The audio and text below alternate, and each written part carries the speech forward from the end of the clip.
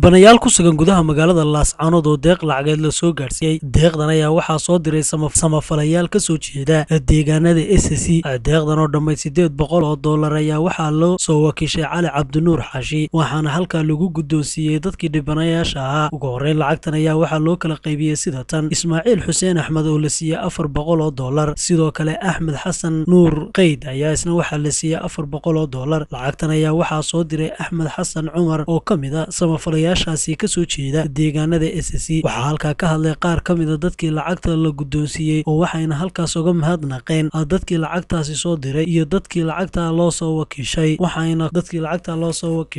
Dadkan ayaa waxay u baahan yihiin daryeel caafimaad oo loo sameeyo iyo dhakhaatiir dhanka dibadda ah oo qalliin ku samaysa. Axmed Xasan Nuur Qayd waxaan rabaa inaan guddoonsiiyo deeq lacag oo dhan $400 oo ay soo direen dad samafalayaal oo u dhashay deegaanka SSC. lacagtaas ay soo kasheen inaan soo gaarsiiyo iga guddoon lacagtaas oo dhan $400. waa ka guddoonay afka celi adiga iyo kuwa magaranaysa keenayba waxaan soo dhaweynayaa dadka mar labaad soo dhaweynayaa dadka muxsiniinta ee walaalaha soo gaarsiiyay nimanka dhaawaca ah ee yaala magaalada yaala. kuwa horena way soo gaarsiiyeen, kuwan haatan si wacan bay soo gaarsiiyeen.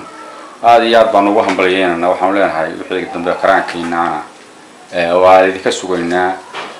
nimanka mid waa dooxan yahay oo aad iyo aad buu u tabaaleysan yahay, nina miskaha qaban de wax qabad bay u baahan yihiin iyo haddii ilaahay waxtar bay u baahan yihiin. idinkana way soo dhaweynaynaa. assalaamu calaykum waraxmatullahi wabarakaatu. ninkan dooxan xabadii baa ku jirta oo isaga ugu garanaysa xabadii baa ku jirta lagama saarin. waxaana la yidhi horta ha bogsada oo baa loo daayay inuu horta bogsado dabeedna hadhow la qalitaan lagu sameeyo. laakiin ninkan isaga waa la qalado adigu lafaha jaban mooyaane nabaryadan way bogsadeen, laakiin lafiinba waxay u baahan yihiin dhakhtar lafood. marka maxaad ugu baaqaysaa dadka kale weli aan dadkan soo caawin inay caawiyaan? waxaan ugu baaqanaa dadka ma garanaysaa deegaamada SSC u dhashay ama gudaha ha joogaan dibadda ha jireene dadka tabaaleysan ee dhaawaca ay dhibtu ay soo gaadhay. waxaanu leenahay walaalihin weeye soo caawiya sidaa kuwa hore u caawiyaan ba idinkana inaad soo caawisaan baan idinka rabnaa. waa idin hambalyeynanaa dhammaantiin. assalaamu calaykum waraxmatullahi wabarakaatu.